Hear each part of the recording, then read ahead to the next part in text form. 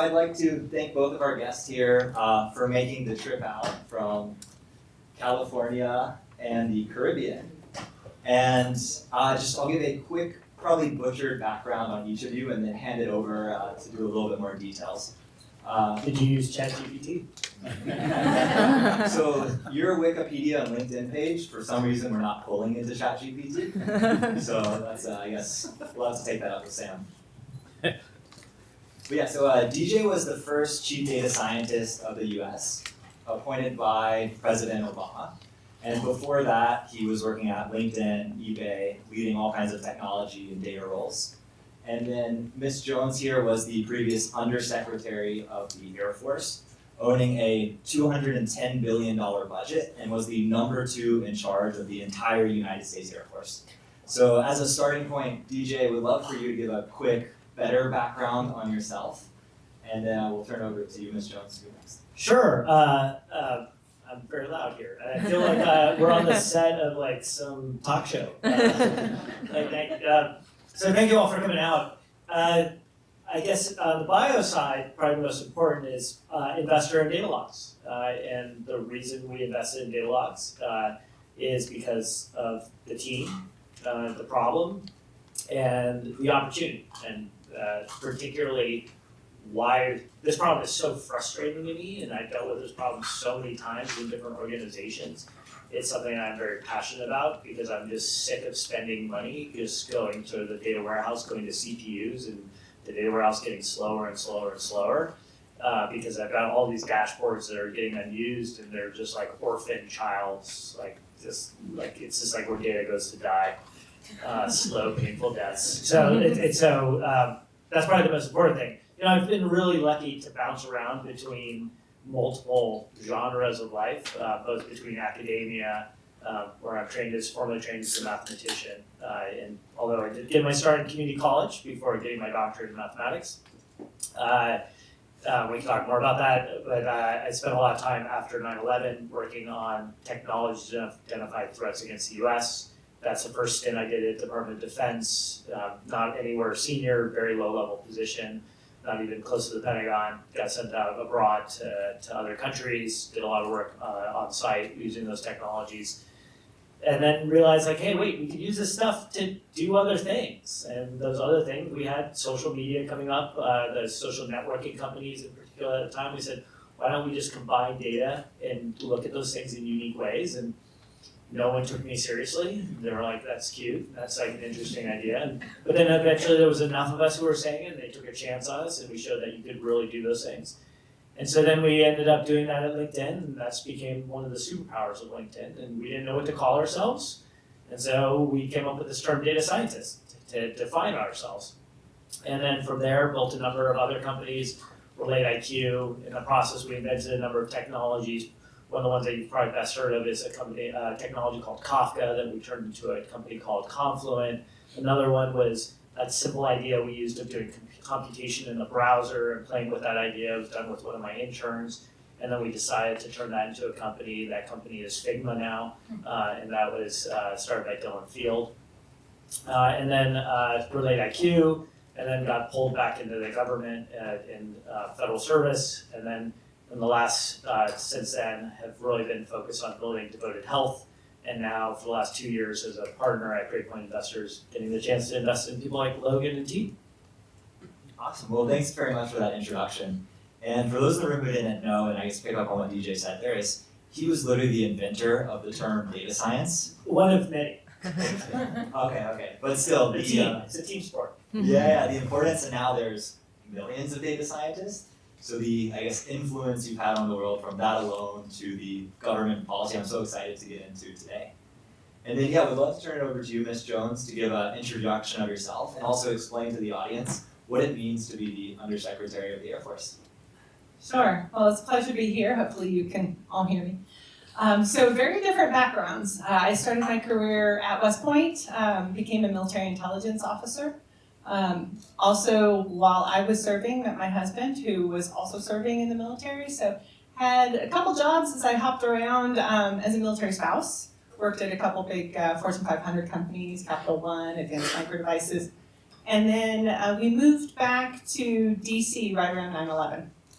I was on maternity leave, and it just felt like it was a good time to go back into the government. So that really was the big transition that led to a lot of the recent work that I've been doing. So I ran the science and technology portfolio for the Office of Naval Research. I worked at the Business Transformation Agency, and then eventually came back to the Army, back to my roots, as a senior executive, so like a general officer level, responsible for financial management systems and data and the architecture and those kinds of things, rolling out ERPs all over the world for the Army.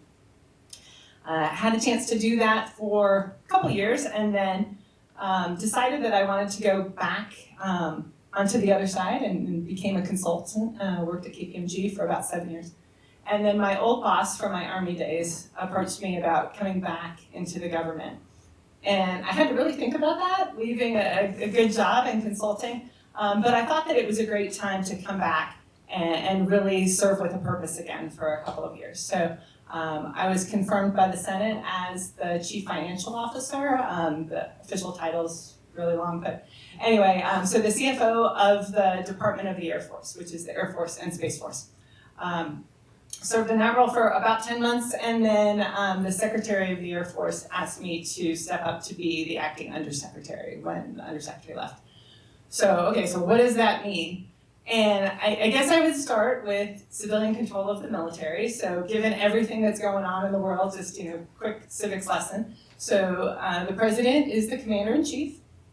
The Secretary of Defense works for him. So civilian control of the military, the top positions in the DoD, despite all of the generals, are the civilians. So working for the Secretary of Defense are the secretaries of the departments, so Department of the Army, Department of the Navy, which is the Navy and Marine Corps, and Department of the Air Force, which is the Air Force and Space Force. So anyway, that's where I was serving as the number 2 for the Air Force and Space Force. And as you can imagine, that's a pretty big portfolio. At the time I left, $215 billion. And in that kind of role, you're kind of responsible for everything, because at any point you could be the one that's asked to go to a congressional hearing, or you're the one, we had a pretty big issue with our nuclear transformation, and because of my boss's prior work life, he had to recuse himself. So go figure out what the heck is going on with our nuclear transformation program. So anything like that, to audit, to succession planning for our workforce, to what do we need to be teaching at the Air Force Academy. So an extremely broad portfolio. I loved serving in that role. And I left in July. So lots going on. I'm sure that there will be questions about what is everything going on right now. I'm happy to answer what I can. But one of the things that I wanted to do upon leaving government was to help companies to be able to navigate the very difficult rules of the Pentagon, whether that's compliance, whether that is the budget process, the acquisition processes. So I ended up hearing about Datalogz and starting to serve as an advisor with the team to really help them to take what's going on really great on the commercial side and bring it over to the federal market. Awesome. Well, thank you for those both introductions. And I guess we can all relate right now with what a crazy time it is in terms of technology innovation, the political climate, among other changes. Why, did something happen? Exactly. Yeah, I'm curious. Awkward laugh.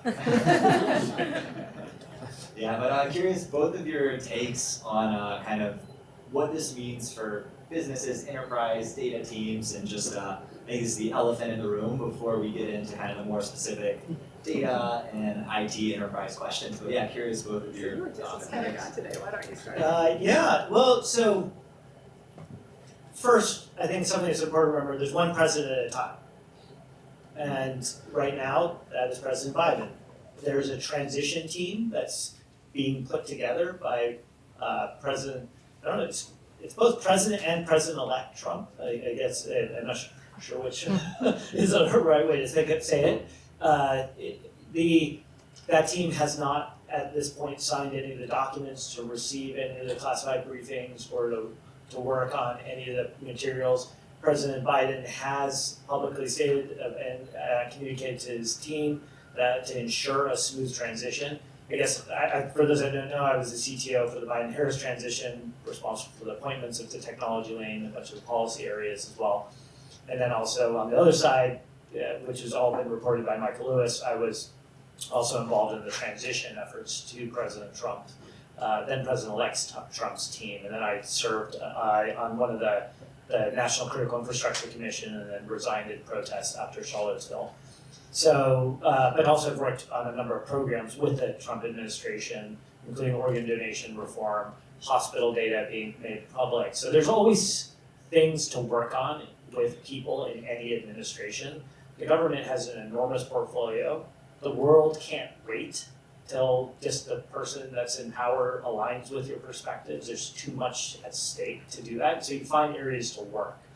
And it's always something I think that gets drilled into us very early on, and something that I think we learn, and something that I would encourage all of you to spend time with people who have served in the military capacity, is you learn that mission first, and the importance of mission, and what that looks like. And right now, there's missions to be done, and so government doesn't stop because there's a transition. We also know that we're in a very complex economic situation, not just US, internationally, climate situation, food situation, it's bigger dimensions. There's complexity everywhere. And so the importance of the work that happens is critical, and that handover between administration, I expect to actually be smooth, despite what a lot you hear in the rhetoric. That said, I think some of the things that have to happen that we all know is that there has to be radical transformation of government to serve in the next, given the technological change pace that's happening, adversarials that are using technology. We've seen this multiple times in the time since we both got in government. And I think that's not just a thing of government people doing this. That's not how it works. Our process, our technologies, our service is because there's innovation that's taking place on the outside.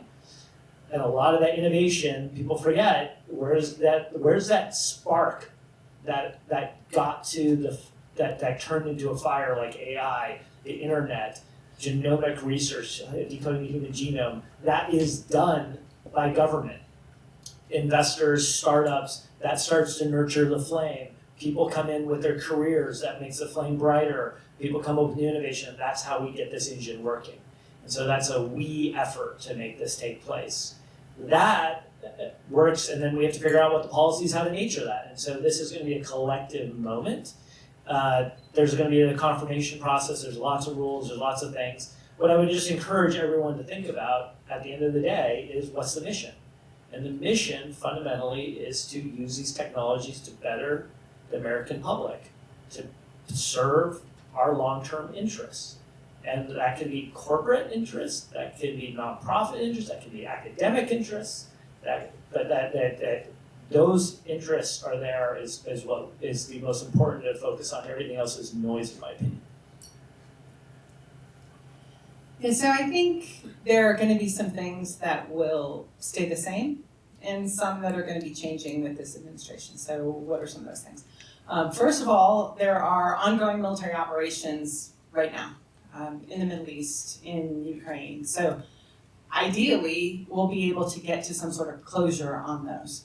So that's something that I hope will change in the near term. What I don't think is going to change, though, is the threat from other actors throughout the world, in particular from the PRC, the People's Republic of China. And in both the 2018 National Defense Strategy, so the prior one, and then the current one under President Biden, there was this focus on China because of how rapidly they were modernizing and how many capabilities they were delivering. So I think that's still going to be a concern for us. And the challenge for us is our national debt has risen to the point that our interest on the debt is bigger than the defense budget. There's a lot of things that both parties had committed to doing if they won, and so there are things that need to occur, and some of that is reducing that debt. And so there's going to have to be some trade-offs, and I think that's where your question about, well, what does this mean for data and IT and those kinds of things? I think the focus on efficiency is going to require data, especially from the federal agencies. I was just at one earlier this week that is a little concerned about that because they need to be able to demonstrate that for the dollars that we're putting into that agency, that we are effectively serving our citizens and that there's a return on that investment. Otherwise, they could be some that are scrutinized as we look at efficiency. So I think that's one of the areas that's gonna particularly change. But in general, just the modernization of technology and the fact that for the last 2 decades, we've been talking about data is the new oil. That's particularly true in a military sense where the pace of change is fast, the pace of operations is going to be very fast. Autonomy is getting to be more and more important. The ability to link data across all of the different services is becoming much more important, and with allies and partners. So I think that there's going to be a continued focus on data, both operationally and more on the business side to show that efficiency. Great. Yeah, just to pull on one of those threads that you mentioned there, on the actual measuring of ROI for data, technology in general, how did you approach this in the Air Force? Because as I imagine, as the CFO and the acting undersecretary, everything that comes across your plate has to be measurable. What is the impact? How is this going to help us accomplish our missions? So how did you approach that when it comes to data?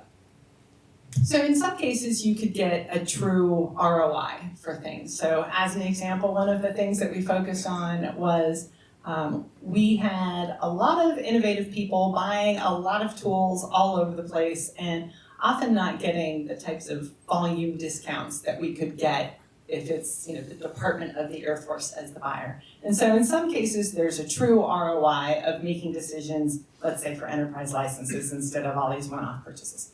But in many cases, the ROI is your impact on mission and risk. So as an example, I was just talking about using data and software for our ability to conduct operations or autonomy. So that adds military operational capability. There's the ability to assess risk, and one of the things that we're particularly concerned about now, and it's been growing over the last couple of years, is security, our cybersecurity, and how we can protect our information. There was a significant focus on our ability to get auditable. The entire rest of the federal government is auditable, the DoD is not, and the primary reason for that is our business systems and the data that comes from them. So being able to get data that was auditable, reliable, secure, those kinds of things. So some of the time you could get that true impact from a financial perspective, but most of the time it was being able to assess the value of the investment in data related to operational capability, mission, and risk. Very interesting. Yeah, I think the last panel we talked a lot about data being a profit versus a cost center, and that approach there, which I think there's a lot of different ways to think about it. But yeah, getting kind of more granular, DJ, one of my favorite projects that you worked on is the Cancer Moonshot and PMI project. So I'm very curious just to learn more, share with the audience on that. And then also to the kind of conversation point we're having now on, how do you measure ROI on something like that could take years or more to accomplish the end mission goal? Yeah, so for those that don't know, President Obama kicked off 2 major data healthcare initiatives. There's a number of other, data at rest initiatives.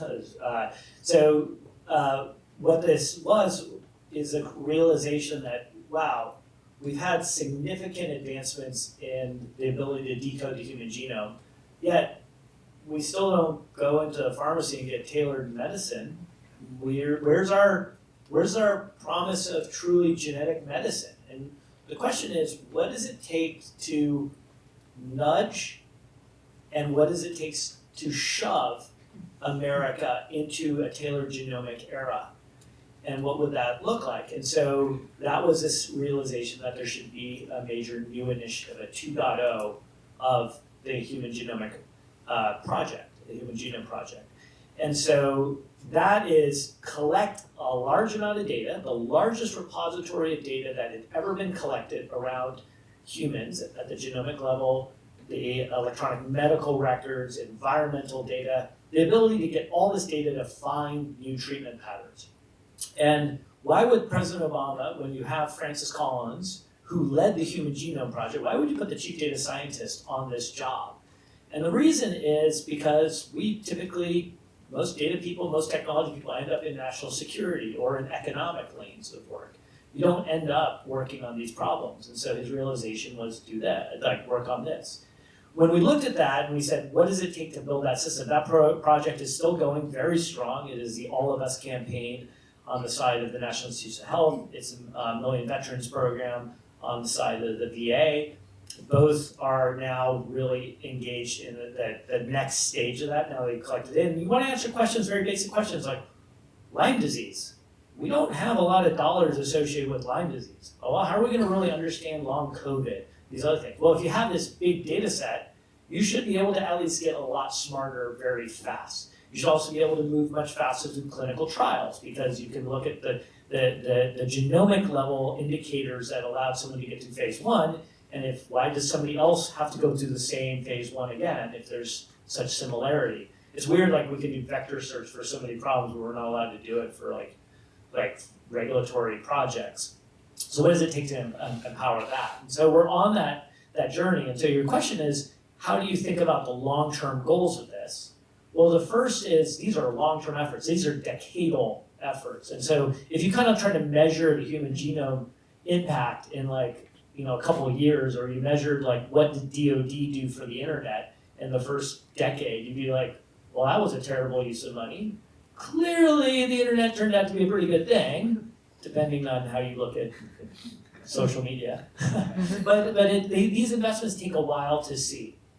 And that is the role of government. That is the role of R&D, the research and development aspects of it. Cancer Moonshot was from the realization of what is tactically needed to be done to solve one of the greatest problems we have in healthcare. And so it said, well, why don't we just build these genomic commons to understand efforts around cancer? Why is it so hard for you to get access to your medical records? Why do hospitals think it's their data instead of your data? And so as you start pulling on this of what does it take to do these things, you will go, wow, this is really seems backwards, like a lot of these policies. And so then you start fixing those policies and changing them to enable that to work. So a lot of the work that has taken place are the foundations that allow you to use artificial intelligence and other technologies to start working on this. But it's taken us almost 15 years of reforms and policy iterations to get there, to lay the groundwork. And so we often look at it as like, well, what have you done for me lately, rather than what, like the long arc of all this stuff that has gone into place to allow this moment to take place and unlock literally potentially trillions of dollars of value out there, as well as materially impact our healthcare. Very interesting. Yeah, and I guess just to follow up a little bit there, one of the challenges we deal with at a startup, and I imagine a lot of people in the audience as well, being different data leaders, IT executives, and other roles, is where in the world do you prioritize? Because we have hundreds of different fires to choose from to put out. As the United States chief data scientist, I think you have unlimited problems and areas to focus on. So how do you choose what to work on in your role? Yeah, you kick it down to people at the Air Force. In all seriousness, it's like, people think like, the office of the White House must be huge. John Paul Farmer here used to be, and started the Presidential Innovation Fellows and did a lot of other work in the US CTO office making this happen. So, people think this is this giant office and it's like 6 people. And you're like, this is it? This is the people who are doing it? These are not big areas, but you have to really push responsibility out across the entire federal workforce. And that's a very powerful workforce. It's unbelievable leaders out there, like Kristyn and team out there who are leading these efforts and driving this. That's one thing. You have to think about your strategic framework, and there's a classic Eisenhower matrix and all these other things. Our framework for how we did it is twofold. One is directly from President Obama, was never let the urgent get in the way of the important. And so there's always a crisis. You never let a good crisis go to waste, but you never forget eye on the prize. Another way of saying it is eyes on the stars, feet on the ground. Then we had a framework that we said, which is the problems that we focus on strategically impact more than $1 trillion of US spend, 50% of the United States population, or a population that has no recourse. And it must align with presidential priorities. And so if you look at that, you go, well, healthcare is pretty big. Criminal justice reform, mental health issues, that's pretty big. And then you look at problems where you're like, well, there's recourse is needed. So in that case, well, why does transgender people, when they go through scanners, lose their dignity at the airport? Because nobody put a profile in that sort of can say, well, this person still is not a threat. There's no issue here. Why do women aren't allowed to serve in combat roles, even though they are in combat roles, just not getting compensated for it? Why can't transgender people serve? When it's like those kind of things are where then we would get involved and really work and try to figure out alignment on how to actually push those policies and open doors overall. Got it. Yeah, thanks for walking through that. And Kristyn, DJ mentioned a little bit about the DoD inventing the internet. And I imagine at your time in the Air Force, there was a lot of different innovation going on. And I'd love to hear from your perspective, anything in the data, IT, ERP system world that you saw or spearheaded in your time in the Air Force. Yeah, so like he mentioned, projects can take a pretty long time to come to fruition. So one of the things that was pretty cool during my tenure, some of you might have seen the unveiling of the B-21. It was a big ceremony out in Palmdale, California, and if you want to know why that's important, you can Google it. But anyway, for our nuclear deterrence and our long-range strike, really cool. So that was one of the big things, but that had started years before. One of the things that is maturing right now is our use of autonomy. So the Air Force has been embarking on this program called Collaborative Combat Aircraft to pair uncrewed platforms with our crewed platforms, let's say a F-22 or an F-35, something like that. So that's really pushing on the industrial base, on our use of autonomy, on the way that our pilots think and are trained. So that's a really interesting area that is evolving. The other thing is how we're looking at space. So space for many decades has been an area that the government has invested in. But until fairly recently, it wasn't a contested domain.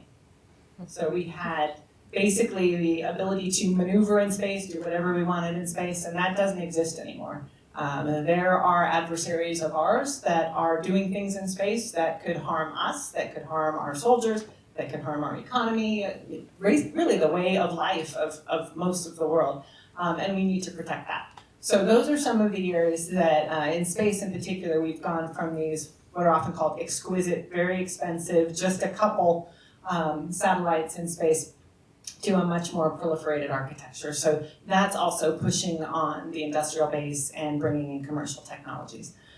So you asked about data and ERP. So I wouldn't say we were first adopters in that area. So I've been on the commercial side, worked with KPMG where they could put an ERP out in a couple of months, and we have ERP programs that are 20 years in the making, and it's really frustrating. So back when I was in my Army days, like I mentioned, we were rolling out SAP all over the world, and I come into the Air Force, and they are still not done with rolling out the core financial system. So that was something that I pushed on quite a bit, was making sure that we had a roadmap for getting more modern technology, getting rid of our legacy systems that would not ever get us auditable, didn't have the right controls and data. We were also very focused on our data fabric and making sure that we had the right technologies for data, using a variety of different tools, Tableau being one, Palantir, a number of different things like that. So we were trying to figure out how could we get the data across this really vast enterprise and pull it together and use it for better decision making. So those were a couple of the areas that I was focused on, and like I mentioned earlier, using some of the tools that I just mentioned, the business systems, the data, to make progress on our auditability and eventually be able to show the American people that we do actually know what we spend money on.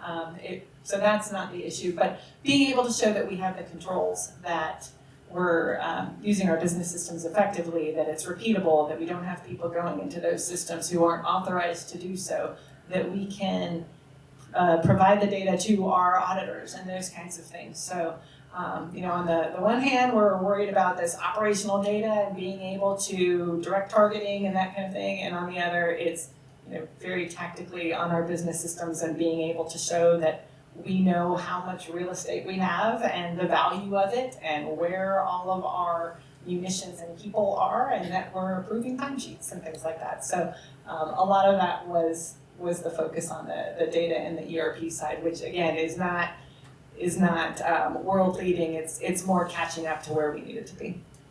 Let me just add a couple things, because I think it's easy to be very cynical. Because if you're not thinking like government doesn't know how to deploy technology, you might be thinking healthcare.gov, look at all the wasted dollars.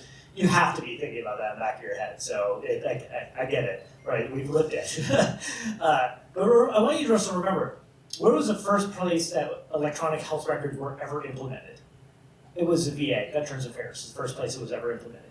When you walk in now through airport scanners and it's recognizing your face, doing all that stuff, it's not taking like 10 hours. The image is deleted right away. There's very strong privacy controls. You walk in through passport control. You don't have to just kind of go through this form and long lines anymore. If you're pre-qualified, you just walk through. That's like Eric Heisen, a lot of the digital team that's out there that really deployed those systems. I'll also point out that I am very convinced that the first truly AI native fighting force is the one that's going to dominate. As Kristyn said, space is contested. Don't think of that just as combat. If you're running a humanitarian region, an effort like World Central Kitchen, and you're trying to deliver goods and somebody's blocking your GPS, you can't do your job. So this stuff is that important. On the same side, if you kind of say, why do I say like the first AI native fighting force dominates? Because pull on the thread. Because if you have AI dominant, you can discover new materials. You can figure out how to engineer. That means you've solved a lot of power problems and you can get that faster speed of those things. You can do better all the other things that are kinetic, but you can also solve so many other problems on the medical side to other things. And that is why you're hearing so much about the artificial intelligence aspect of these problems now, and that what's required to support artificial intelligence? At the end of the day, if you don't have the data, you don't have AI. And then if you don't have a lot of these other systems that can support all these pieces, it's kind of your food, clothing, water, shelter of Maslow's hierarchy on data. And so if you don't have this stuff, good luck trying to do any of these other things. And so the places where that investment is taking place are the critical assets. And we don't think of critical assets that way, both for national security purposes, but also for our R&D purposes, like solving problems like cancer, homelessness, mental health issues, those type of things. That's the opportunity that's at hand. Yeah, I think on the AI front, just all the change that's going to happen over the next 6 months, 12 months, years, is just so exciting. And Kristyn, one of the things you mentioned was kind of legacy systems. So I know, DJ, you went to the innovation side, but at Datalogz, they're actually kind of at a product roadmap debate. And I think this is maybe a good place to get both of your feedback on it. But we are working with quite a few Fortune 1000s, large enterprises, who plug us in to clean up, optimize Power BI, Tableau, Click. We work really well with these systems. But then there's this whole new cohort of analytics tools that are AI-driven, new ones that are into the market now that we're seeing kind of small adoption circles. But the enterprise feedback that we're often hearing is, hey, go build this integration with a tool that was started before you were born. We've been on it for 30 years from now.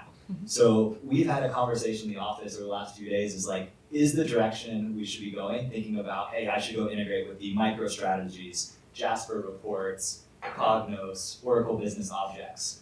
Or is it the AI tools? Because I have limited engineers where I can invest time. So I'm curious both of your thoughts on how you approach this for some live product feedback. So when I got introduced to Datalogz, it was kind of that old clunky stuff that I was particularly interested in, because we have systems that should have been gone a long, long time ago. In fact, there's still a system that works with our biggest contracts that is called MOCAS, and the M is mechanized.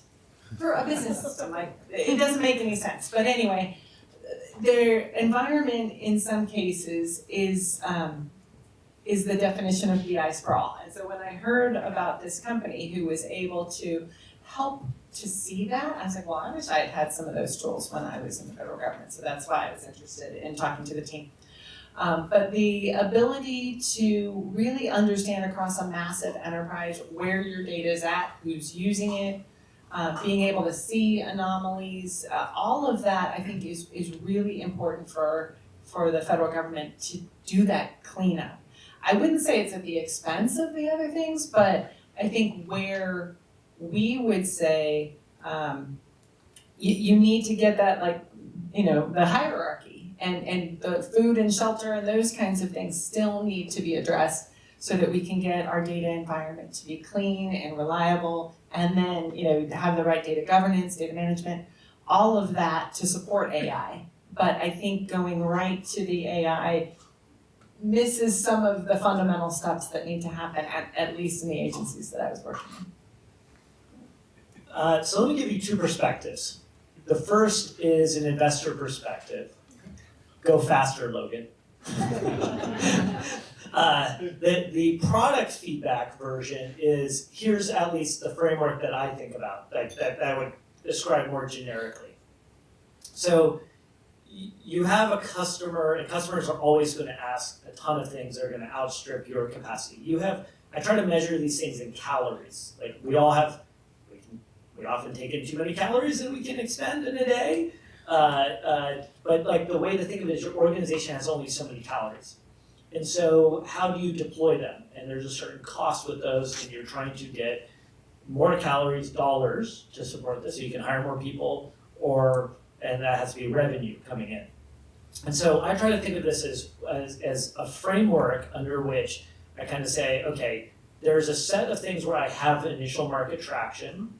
There's a set of things that might be nice to haves or must haves. And then where's the market, what's required for me to live another day? Which is, in a startup, if you're a Series C company, you're trying to say, what do I need to do to be a Series A company? And then you walk backwards. And then you say, okay, if I'm a Series B company, I want to be a Series B company, and right now I'm a Series A, walk backwards from those metrics. And so you say, what do I need to look like? Here's the revenue targets, here's the product metrics, here's the pipeline, here's all the characteristics that you have to have happen.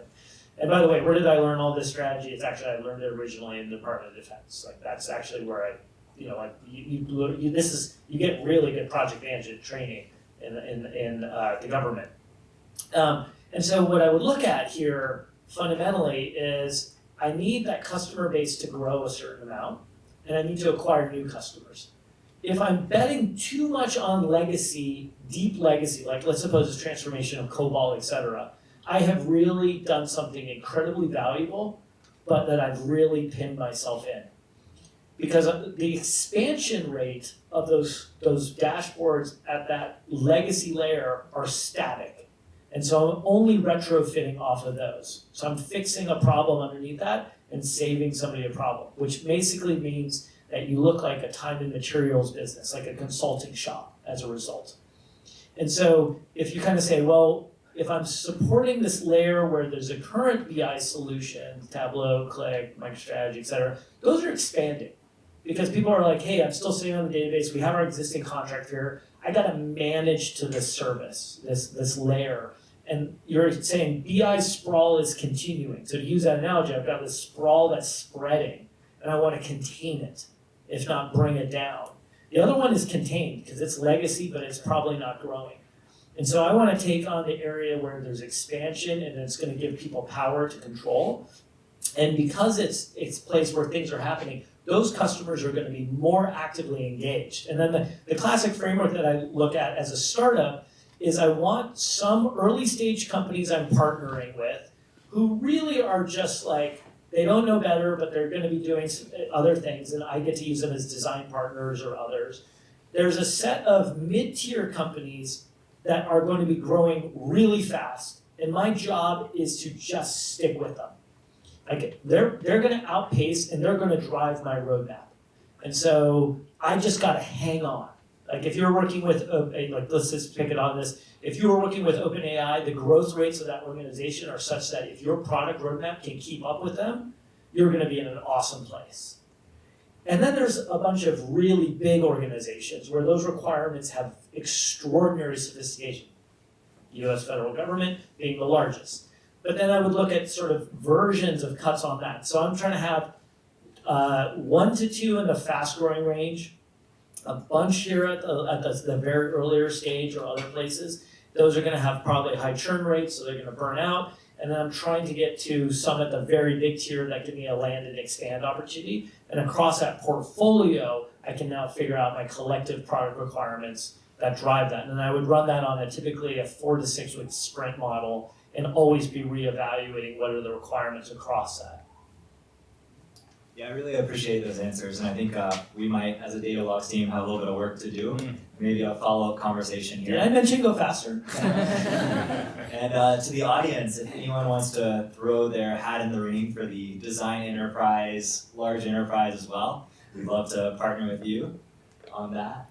And then one more question about just kind of data and its impact in these organizations that you both work for. I imagine there's also a lot of resistance to change, to new process, to new data technologies. So how do you, from the top, create that data culture that trickles down to everyone within an organization? Like we are about 25 people now, but getting that from everyone on the same page that's truly data driven is not easy. So I can only imagine it with, I don't know the exact number in the Air Force or how we're counting the number within the White House, but the complexities of creating that organizational data focus. Yeah, so we had 700,000 people of various types, active duty and civilians, et cetera. And yeah, getting everybody all on the same page is a challenge. I think the tone from the top is really important. So my boss had a sign over his door. I know there's some people in the room who may have crossed through that door. And it said, "In God we trust, all others bring data." And so from any meeting that anybody had with Secretary Kendall, you knew that you had to have the right story from a data perspective. I also, just from the background that I have, was very focused on making sure that we had the right data for decision making. Probably painfully asked a lot of questions. I think that was something that I was known for, is asking lots of questions. And I think one of the things that helped to do, in some cases I was asking questions that I knew that my boss would ask. In other areas, these were the things that I wanted to know about. But I think the more that I asked questions and demanded that the data actually be used for the things that we were going to advocate for the budget, or the decisions that we were going to make about, do we make this trade-off or that? Is this a more risky decision or is that? That the more that I asked for that kind of information, then it meant that the folks below in the organizations that trickled down then knew that they had to provide that information for any meeting that they were coming in for me or my boss. So that was one way that we tried to enforce this culture of, we're not making decisions based on, oh, I knew this guy in the past and he's a good guy, so I want to buy his stuff. Or, well, I really like this shiny thing, but what is the operational impact? What's the risk? Those kinds of things. But I think in order to do that, you have to have the right data available. You have to have the right, again, the business systems that provided that data and make sure that it's accurate. You needed to have all the right tools, and then people needed to know how to use all of that. So that was one thing the Air Force was putting a lot of investment into, having the right kind of digital training. There is a platform called Digital University that our folks could tap into and get training and learn more about data analytics and visualization and tools and things like that. So I think it's modeling at the top and enabling people with the right tools and training so that they can actually deliver what you're asking for, instead of it being just, you're asking for a rock and they can't ever possibly deliver it, and then everybody's frustrated. So I think that all of those things helped. And then also finally our decision-making processes, because if you're making decisions on things like a $215 billion budget without it being data enabled, without having the right information on trade-offs and risk, then you're spending a lot of time and resources potentially ineffectively. So I think embedding it in your processes is also really important. So let me try a totally different direction, because that is absolutely, there's lots of playbooks, and this, what Kristyn just described, I think is a very important framing for it.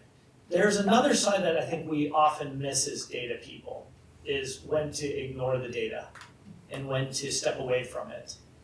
And we were having a conversation earlier about the moment of user research and some of these aspects. And some of the most important things that I learned is when to ask for data, when to push, when to manage by data, and when to totally take a different approach. And so, for example, in the building of devoted health, there was a lot of ideas originally around, wait, should we put people on certain diets, try different things? And so I thought about it and I said, well, that looks like what the clinical research says. I'm going to go try to live in those communities and see if I can be on those diets myself, and what would that look like? Because this is it's not just a question of data, it's a question of product and building. And so being in those communities, one that I didn't know a lot about, the Cubano community, and I tried to be on these diets, and I was like, this is dead on arrival. It's culturally conflicting with those diets, those requirements, it doesn't make sense. There's food deserts, you don't have access to the type of foods that would allow you to be on these diets, and so it was a non-starter. And so all that clinical research is great until you realize, like, well, where did they run those studies? And you're like, great, we ran them all in California. Okay, well, different food choices, doesn't make sense. The other one that is there is, how do you build your army? How do you get your people on your team? And one of the ones that was, I think, really done by predecessors of me, John Paul Farmer, Todd Park, Lynn Overman, Nick Sinai, Megan Smith, others. We had this idea of, you can't do this cultural transformation just from the top. We have to do it from the top, but we have to bring an army from the bottom and the middle. And so what we did is, we had these calls every week. And it was a call where anybody could show their data project to me and the team, and it was show and tell, and it was just sharing. And the only rule was you had to bring your manager. Because if you brought your manager and you got a thumbs up from the US Chief Data Scientist, your manager could not just be like, that's stupid. And so what happened is that then people across the federal government were like, oh, you're doing that, I could borrow that because you got a good job. And I know it sounds kind of trivial that you got a gold star, but then everyone's like, oh, why can't we do that? And collaboration started happening. And so you went from like a few people to a few dozen people to hundreds of people to thousands of people. And then suddenly now you have a team that are aligned.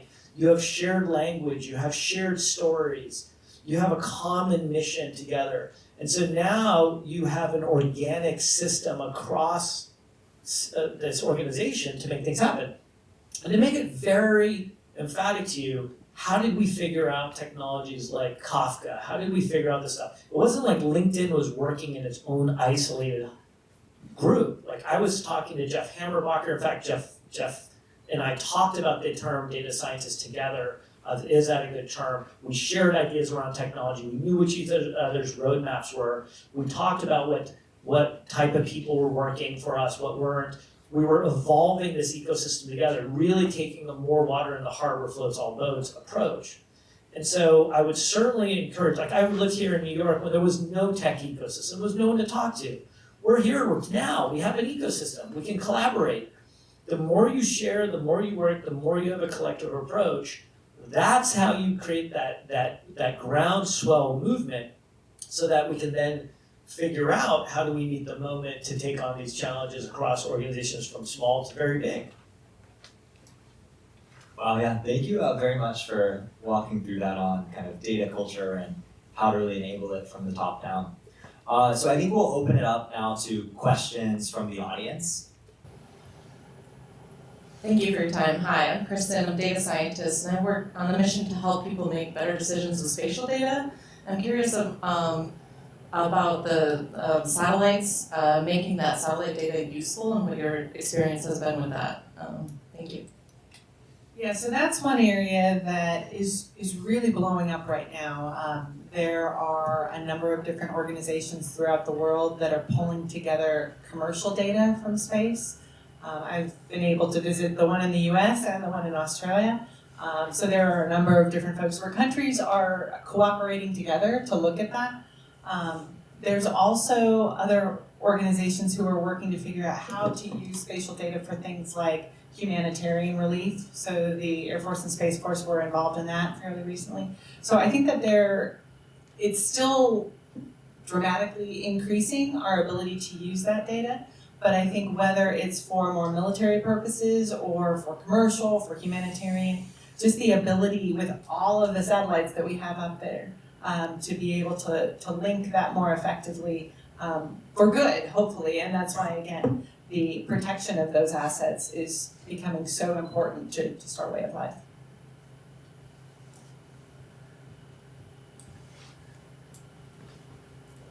So hi, this is Sanjay. I'm from Wells Fargo. I manage the whole data team and enterprise data warehouse and sprawl and stuff like that, right? So DJ, I'm very interested in what you said, and I'll tie it to what Kristyn said. I'm very curious about when not to use data and look at data, right? So as an example, a very simplistic example, now people are dying early because of heart attacks and more cancer and youth, right? So if you look at data, I know a lot of companies which collect data for 15 years, 20 years, and they use that and use it through the pipelines for data science and all the, so my question is, sometimes intuition works. When do you stop? Like 3 years data is enough, 4 years data, because there's no value for 1970 data because they didn't have any heart attacks or things like that. So you don't have use for that, but people get sometimes collected and feed it through the pipeline and stuff like that. So tying it back to Kristyn's boss who had this in God we trust and all, sometimes you don't need data. You just go with your experience and intuition. So I'm just wondering if you have a framework. It's not just a particular problem, but you have a framework to look at what is the tipping point, how do you look at this as a rule, not out of just my experience, right? So.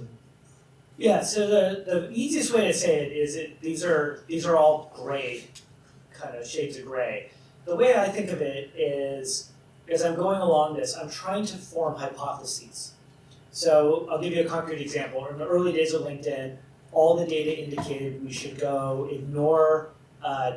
we should not go into Germany because there's a competitor. We should go into Australia because that's the market was just exploding. So what did we do?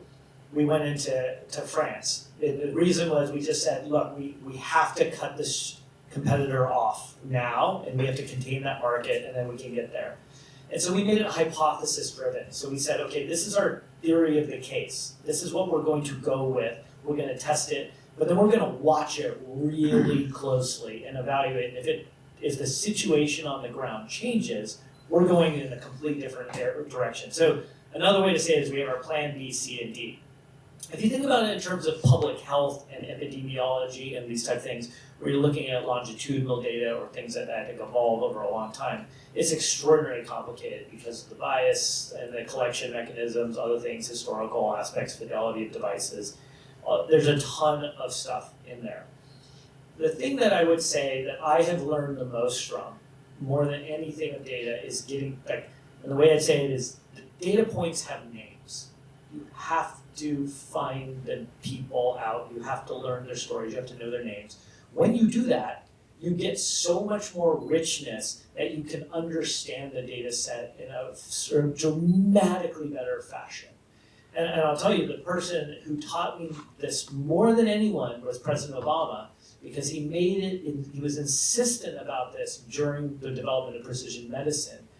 And every time we ignored him and we got our butt kicked by him, and we went out to the communities and understood it, we really got such a better detailed approach that we also then were allowed to be able to pull that community and to solve the problem with us. And this is why so much medicine we've lost the humanity in so much of this public health and medicine, because we treat it like statistics.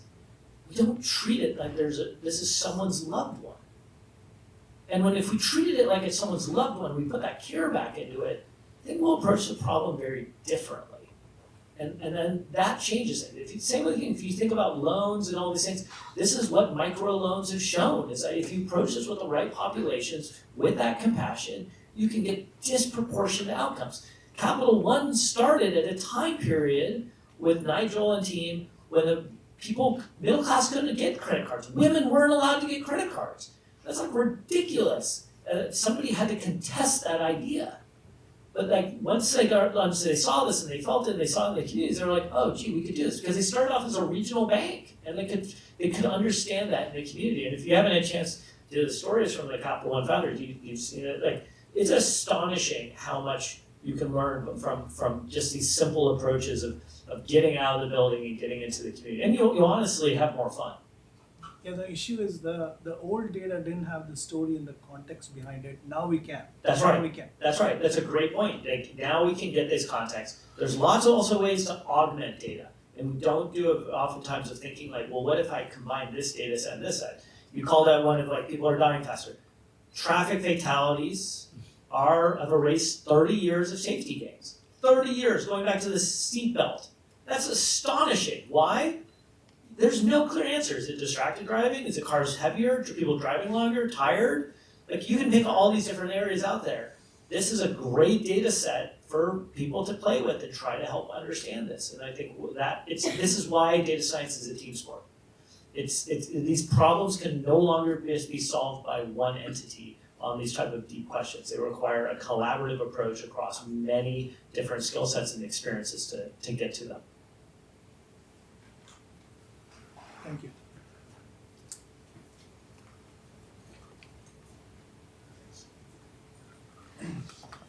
If I heard correctly on the question of AI and when to deploy or questions around that, I think I heard some tension maybe between, on the one hand, if you're dominant in AI, then you accrue other advantages and those compound and you build a lead that can't be made up. On the other hand, maybe we shouldn't be even starting with AI until we kind of have the foundation in place. There's a lot of kind of basic things that you need to establish. Now, these were talking around military and healthcare and like pretty big areas, but I think even within organizations that people here are working in, there might be analogs. So I'm just wondering if you could talk more around that and if you agree there's a tension there, or if you can kind of be doing both. Yeah, I think so. I mean, I didn't mean to imply with my answer that, as an example, the Department of Defense was only focused on this legacy issue and was not pursuing AI. We are doing both at the same time. But I think it is important when we're trying to use AI for decision making that we have the ability to trust it. And so continuing to get the data to be better at the same time we're understanding more advanced things like machine learning and autonomy and how does all of this work from an operational setting. So I think we're pushing on a number of different streams all at the same time. But you know, in Logan's case where I saw the value particularly for Datalogz in this BI sprawl is really, you know, for the federal government, I think hits very nicely on the legacy business systems, the Tableaus, the Clicks, the Power BIs that are just ungoverned and kind of out of control, and being able to put some control back into that. But you know, so that is one very good use case of this. But we're certainly pursuing, you know, the AI and autonomy and machine learning, Gen AI, all of that stuff at the same time. Yeah, something what I've been surprised by is how much of the frameworks that industry, hospitals, you know, nonprofit, academia, hospitals who are working on AI, they've adopted the DoD's framework of different elements. There's like one of consequences and impact and how to think about where things kind of sit in this framework. And I think it's a really good one because you don't have to go all in on all problems at the same time. You choose, sometimes you really want to choose on problems that are low consequences, low impact to start with, and move up to low consequences, high impact, and then maybe you take some interesting test iterations on the higher consequences thing. This is where the human machine teaming that Kristyn talked about, some of the great projects that are taking off over there. The point that I think is on the industry side also of this is everyone's trying to go fast and test and iterate and figure out what's there. One of the beautiful things about AI right now is it's a forcing function to get your data shop in order. Financially, that's why you need Datalogz to control that, otherwise you're gonna get crushed on pricing on your data layers, you don't have manageability. Get your culture right. Trust is about culture. You know, if you can't trust a system, people ask, why is baseball so analytically driven, but basketball is not? It's a cultural thing. Coaches in baseball have seen the results, they figured it out. It's a very trusted component of the culture inside baseball, and basketball is not. It is not trusted by players, it is not trusted by coaches outside of a few. And so these cultural tenets become very big in adoption. And it's a trust issue. Do you trust this technology helping? I would encourage all of you to think of the framework of trust as consistency over time. And so if a data product fails you one time, it's hard to get that trust back. And so you want to evolve your data products on a strategy of keeping and retaining and growing that trust. That's really the arc of where you try to get to. We have a book that Hillary Mason and I published around building data products that you can get free online if you want to know more about that. But the other arc of this that I would suggest to everyone is, if you're in data right now, you want to use the driving force of AI to get all the other pieces lined up. Because as that technology of AI evolves and gets there to whatever it's going to be, in that whatever form it is, you'll be able to quickly move on that rather than just trying to go straight to the, pick your flavor of the day AI jet system.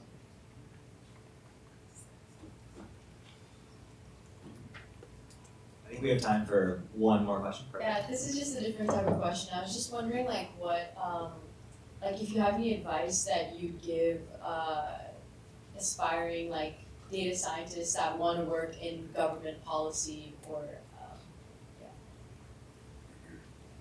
Lots? Sure. So, what advice would I give to somebody who wants to start off? So, the first thing I would tell you about working in government is sometimes people think about federal government only. You don't have to just do federal government. You can do local government. You can do your city, you can do your town, you can do your state. There's a ton. If you want to learn what you can do at the city level here inside New York, John Paul Farmer is right there. You can talk to him. Raise your hand, John. You can talk to John Paul because he was CTO for New York City for a while. So you get a sense of what that happens at that layer. The part I would point out is once you've done political service, or sorry, not political service, you've done any kind of public service, it's hard to let that go because there's nothing more than just the opportunity just to serve and to deliver outcomes for people. And so just recognize that once you're on it, you can't let it go. The other part about this that I would say is it's always an awesome time to jump in. There's so many problems out there. There's so many vehicles you can do it. At the state level, I don't know all of them, but at the federal government, there's U.S. Digital Service, there's Presidential Innovation Fellows, there's Tech Congress, there's so many different areas where people get to get in there. There's amazing amounts of opportunities at the career staff level to jump in.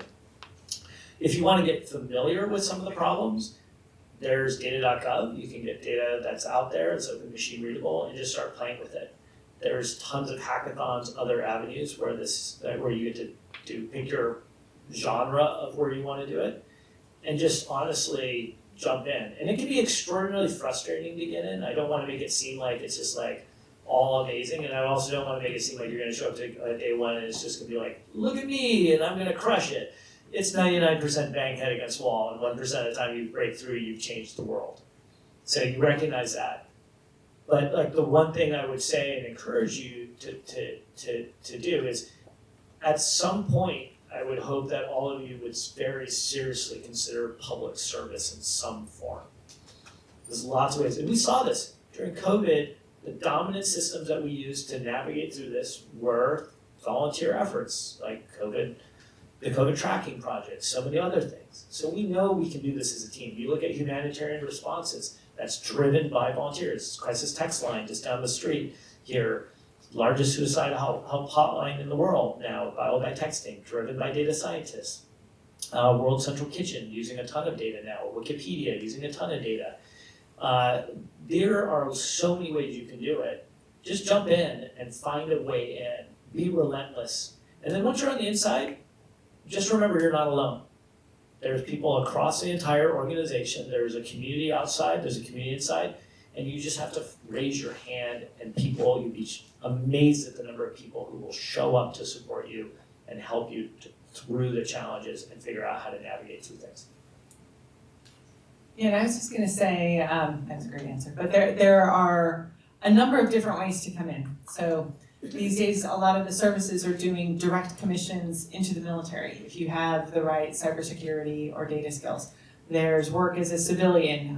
The website's really clunky, usajobs.gov, but that's how you often can get government jobs. There's hiring fairs where there's direct hire authority with the right background and experience. You can come in pretty quickly. So there are lots of different avenues for coming in. There's internships and other things like that. The one thing that I would say is, if somebody was like, well, why would I want to come into government? You're not gonna get rich. You're not getting stock options. You're not, the salaries are public. You can find out what they are, and especially for the position that I just left, not great compared to the responsibility that you have.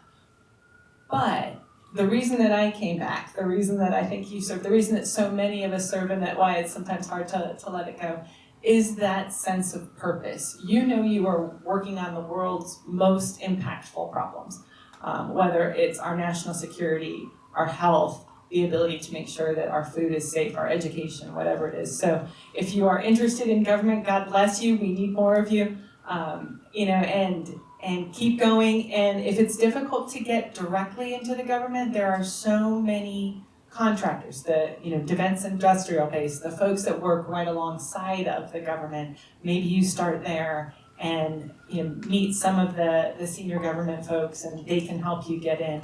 So if you're interested, it's sometimes tough to break through, but keep going because we need you. Thanks. Yeah, come work for Datalogz. They're gonna do a lot.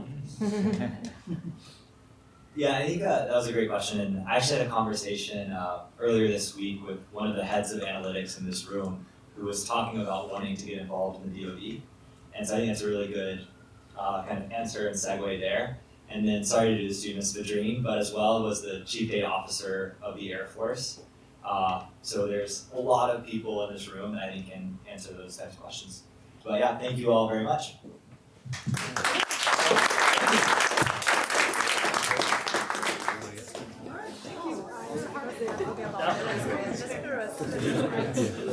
Yeah, welcome to Analyst.